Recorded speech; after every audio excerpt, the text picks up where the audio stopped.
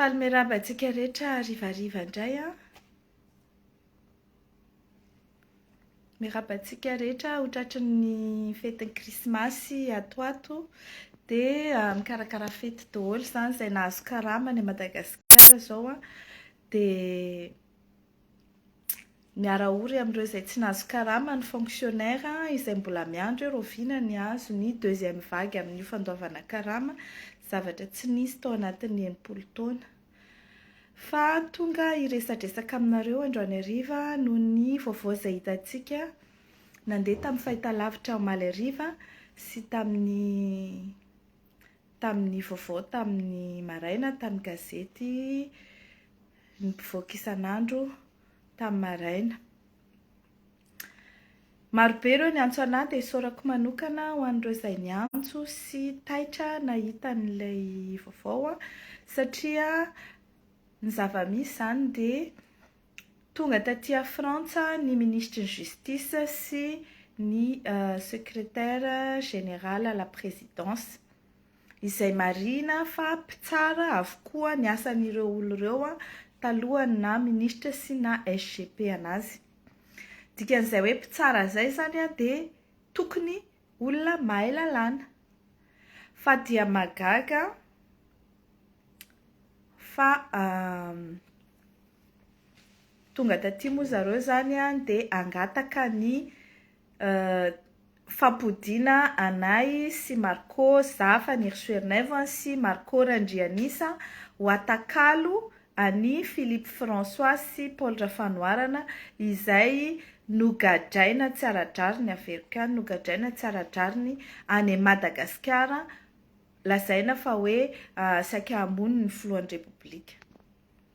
Dia hozy izy ianao hoe fangamo izahay aty gadranady sa gadra aty a Frantsa satria manko ny azo anaovana fanakalozana ohatran'izany tsara ho fantatr'ireo izay mangataka an'izany dia ny prisonnier de guerre.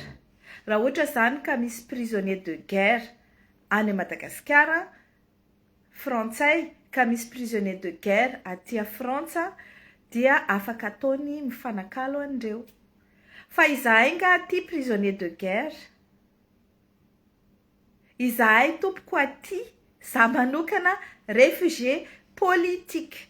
Dikan'izay réfugié politique izay dia bénéficiaire na protection internationale. Raha ohatra ka tsy hain'ireo mahay lalàna izany dia andana mijery dictionnaire, mijery lexique juridique, mijery Google fa ao dia milaza an'izany. Ho an'izay tsy mahafantatra dia ny dikany atao hoe réfugié politique dia noho ny antony fanenjena ara-politika izay mahazo anao any amin'ny taninao tsy ahafahanao miteny, tsy ahafahanao manao hevitra politika, tsy ahafahanao manao activité politika dia voatery ianao miala tao amin'ny taninao. Ka izaho zany réfugié politique nahazo an'izay reconnaissance de protection internationale zay. Efa izay ihany no tsy nahafahany Rina Rakotomanga sy Patrick Rajoelina sy Andry Rajoelina tamin'ny volana Jolay tamin'ny herintaona nampisamborana anahy ka voatery navotsotry ny polisy satria tsy azo ny firenena frantsay ny manatanteraka demande d'extradition sy mandat d'arrêt international amin'ny tenako. Ka izao zany dia mbola mikiry biby ihany izy reto. Ilaza hoe atakalo an'ireto prisonnier détenu politika izahay. Ny zavatra tsy fantany dia izao, ny lalàna aty Frantsa dia miatra. Macron, président de la République, fa tsy maintsy manara-dalàna, tsy maintsy manaraka ny constitution, tsy maintsy manaraka ny convention internationale de Genève, ankoatra ny convention hafa izay nosoniavin'ny la Frantsa, ka tsy afaka anatanteraka extradition réfugié politique. I Macron dia teratany frantsay ary ny constitution frantsay dia milaza tsy afaka manao extradition teratany frantsay satria nationalité française i Marco Randrianisa. Double nationalité sady gasy izy ny frantsay. Ka inona zany no andeha angatany zareo zahatra tsy mitombina tsy ara-dalàna. Sa fieritreretana zany ohatrany a Madagasikara rehefa te handika lalàna dia dikadikaina ny lalàna, rehefa te hamorona lalàna dia ny filotra republika mamoromorona lalàna eo, rehefa te hanatrika kongresy TGV ny présidence ny mivady miaraka amin'ny ministre coach dia mandeha a Madagasikara misy izany fa tsy aty. Fa izao zany dia te hiteny na faly na tezitra io fitondrana io dia tsy maintsy manaja ny lalàna ary tsy maintsy hanatanteraka an'io transfert an'i Philippe François sy Paul Rafanoarana io satria misy relation diplomatique entre la France sy Madagasikara afahany manao an'izany ary tsy maintsy hanaovana an'izay respect an'izay ina moa tsy coopération bilatérale zay. Fa tsy ao anatiny tsy miditra ao anatina coopération judiciaire bilatérale na inona ny extradition na réfugié. Fandikana lalàna international zany. Fandikana zon'olombelona zany. Fandikana convention de Genève zany. Ka na dia ohatra raha te hanao béni oui ny ministre ny fitsarana Kotsavy François sy Pelandro Espérance dia mialatsiny fa menatra fotsiny nareo magnataka zavatra tsy ara-dalàna ohatr'izany. Ary lasa mampikorotana le izy satria nahoana hiala maina ianareo satria izahay tsy voaverinareo any ary tadidio fa raha zahay mody any dia le olona any Madagasikara koa nge efa miandry anay zareo ne faly no diana ihany be dia be nge miandry anay ody any zarany zareo izay tonga any mba mahazo courage zareo andeha hikomy amin'ny raha tsy manjary ataonareo amin'ny fitondrana io zay atao avy an-tsaina mety aminareo kokoa izahay sy Marco mbola aty andafy fa raha any a Madagasikara zay tsy hitanareo ny anaovana an'io vahoaka io raha mitrotro any mitrotro vahoaka io raha zay ny tonga any ary tsy fonja mihitsy no eritreretinareo atazona anay amin'izany fa na izany arany mampime sady mahasorena mahita le fandikan-dalàna tena hoe isan'andro isa-minitra sy le zavatra atao. Raha za manokana reraka fotsiny bala blanc indray ozy izy ny fangatanareo anao atakalo an'i Philippe François.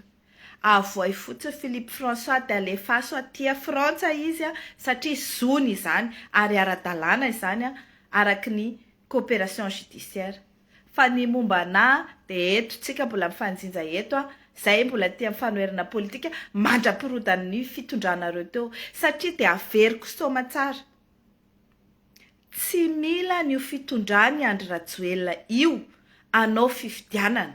Hitantsika androany fa ny ministra vadin'ny présidence zay lazaina fa coach amin'ny faritra Atsimo Atsinanana mandeha manatrika kongresy ny TGV. Inona no antenainareo amin'izany fifidianana izany? Anatena inona? Ianareo izay mieritreritra hilatsaka amin'izany fifidianana karakarainy Andry Rajoelina sy ny fitondrany miaraka amin'ny CENI amin'izao fotoana sy HCC amin'izao fotoana io dia milegitime fotsiny ihany zany hoe manome anazy lanja. Fa za manantena kory hoe hiady amin'ny alabato. Tsisy alabato vitanareo zany hoe fa na isy alabato hitapoko hitam-pirenenareo dia hozy izy indray ry HCC vaovao vidy ambongadiny azo raisina fa tsy mitombona. Sahala amin'ny nitranga tamin'ny 2018 azo raisina fa tsy mitombona na dia nitoka teo dolara ny pirofo rehetrarehetra. Ka zany dia te hiteny raha za Andry Rajoelina efa tsy hita ny volan'ny fonctionnaire efa any ampahany fotsiny catégorie 3 ny midina ny nahazo karama tamin'ity. Mbola point d'interrogation miandry ny vola hiditra amin'ny hetra sy ny droits et taxes voandony ambiny. Raha za ianao mametra-pialana mametra-pialana dia mbola tsy romotra ny olona. Fa raha ny olona romotra eo amin'ny zavatra ataonareo isan'andro io, tsy afaka mametra-pialana ianareo fa andeha tongotra na andeha hilomano amin'ny rano Mozambika io satria io ny akaiky indrindra dia ny eo Afrique du Sud. Dia hitsopony anao Afrique du Sud dia tatazany avy Afrique du Sud indray ampodianay any Antsefa. Zay ny miandry anareo. Fa aza manantena ny ampody anay akory. Fa mbola misaoran'Andriamanitra dia manao faraky mpisaorana amin'ny krismasy hoe mbola any andafy any a Frantsa any ifanirosoa. Fa raha zany tonga ao Madagasikara ao na nentina Ankeriny na nentina Kitsipo dia iorooro ianareo manakafy zay dia teneniko. Mazava ve zay? Ary mikasika ny la France tsy ohatrany any Madagasikara aty. Aty misy lalàna. Ny lalàna milaza 1+1 = 2. Tsy afaka atao 3 io na 4 na atao -1. Rehefa 1+1 = 2, rehefa réfugié politique, nationalité française, dia tsy afaka atao extradition. Mazava ve zay? Sa mbola mila ampianariko, mila ampanaovina cours de droit international indray ngamba ny Pelandroy sy Koutsa François. Mandreraka be ministre venao SGP dia tsy hayan'izany. Mamenatra le zavatra misy. Amin'izao andro fety zao dia mitaintaina ny olona, tsisy jiro, tsisy rano, tsisy sakafo, tsisy karama. Mpianatra moa zany dia efa tsy haiko intsony, tsisy bourse. Dia any amin'ny zavatra tsy priorité ho an'ny vahoaka no ataonareo. Samborina daholo ny olona rehetrarehetra. Samborina biary andry biary. Samborina i Nidoni. I Mahery Manandafy moa mbola any. Ry Berija mbola any. Dia izao indray zany zay koa tena ampiana. Tsy omby anay ny fonjanareo. Tsy omby. Tsy hoe migesta amin'ny teny izany fa aty misy lalàna. Donc afaka migesta zay zany aty misy lalàna.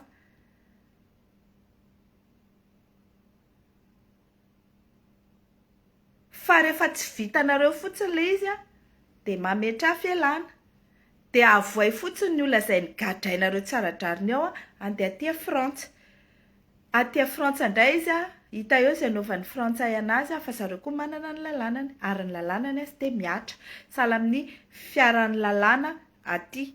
Ohatrany hoe misy fitoriana ho an'ny Ravatomanga zao aty napetraky ny Transparency International dia na hoela na hoaingana dia tsy maintsy hiatra io lalàna io. Mazava ve zay? Ho an'ny Mamy Ravatomanga. Tsy maintsy hiatra io lalàna, tsy maintsy andeha eo anketinao fa question de temps, tic-tac, tic-tac, tic-tac. Zay fa avelako kelinareo satria efa hariva ny andro hiteny an'izay vetivety fotsiny dia mihoana indray tsika amin'ny herinandro na alohana aorianan'ny krismasy na amin'ny krismasy dia mirary fety sambatra ho antsika rehetrarehetra na inona zavatra mitranga. Dia misaotra antsika rehetrarehetra izay nanaraka ihany amin'izao harivariva izao dia mandram-pioana indray.